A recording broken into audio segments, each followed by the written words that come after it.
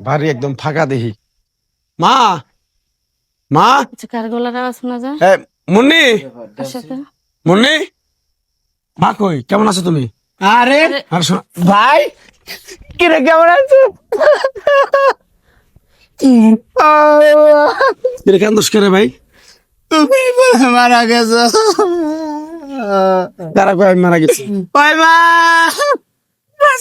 কি মা? হ্যাঁ। আমার কলেজের টুকরা, আমার বুকের মানি। আমি বুঝছি বলে পেলেন বাসটা হয়েছিল আমার মেয়েরা গাছের গা। 2-3 বছর ধরে তোর কোনো খোঁজ খবর নেই, তুই কেমন আছো? আছি, ভালো আছি মা, তুমি কান্দো না, কান্দো না মা। তোমার বুকের ধন বুকে ফিরে আইছে তুমি মা, তুমি কান্নাকাটি করো না মা। আসলে ঘটনাটা তো ভাবি রয়েছে। ইমান, তুই ঠিক আছিস ভাই? হ্যাঁ আমি তো ঠিকই আছি। কি হয়েছে? তুই তুই না প্লেন অ্যাক্সিডেন্টে বলে মারা গেছিস? না না, এটা ভুল কথা, ভুল তদন্ত পাইছো তোমরা। তাহলে কি হয়েছিল? তোর তো কোনো খোঁজ খবর পেলাম না। শোনো মা, আমি যে দালালের মাধ্যমে গেছিলাম না, ওই দালালের যে আমার সিঙ্গাপুর নেওয়ার কথা, পরে আমার পাঠাইছিল মালয়েশিয়া। পরে সিঙ্গাপুরের সিম ভরছি, এখন তো মালয়েশিয়া যায় তোমার ওই সিমেন্ট নেট পায় না। পরে আমি তোমাকে যোগাযোগ করতে পারিনি। এই এই এই যে কারণ, আমি এই যে 3 বছর পরে আমি আবার আই বললাম আমি বাংলাদেশে। রাগ করলাম মা। ভাই হ্যাঁ? তোকে যে কত জায়গায় যে কত কিছু করা হয়েছে, কেউ কোনো তোর খোঁজ দিতে পারে নাই। তোর বন্ধুর কাছে ফোন দেওয়া হয়েছে, সে তো ডাইরেক্ট কয়ে দিল যে প্লেন অ্যাক্সিডেন্টে মারা গেছে।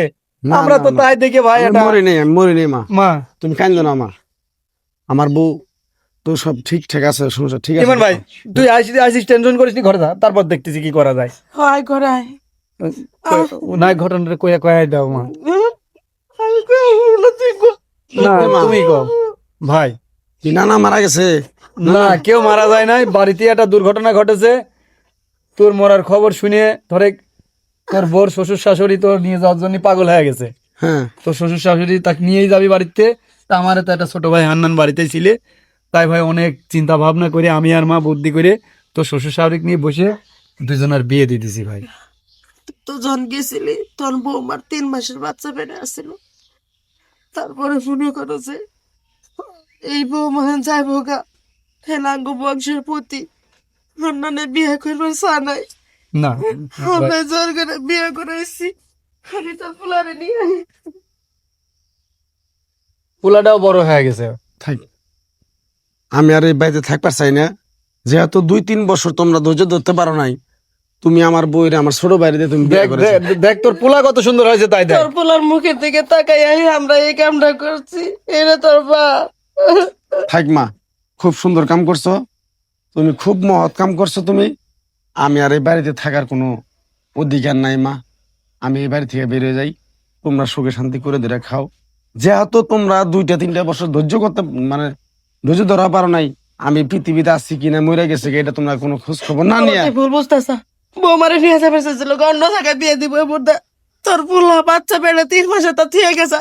আমি কি করতাম? খবর পেয়েছি তুই মরে গেছ। বৌমার আচ্ছারা করি নাই, ভালো একটা বৌমা। গেলাম গেলাম।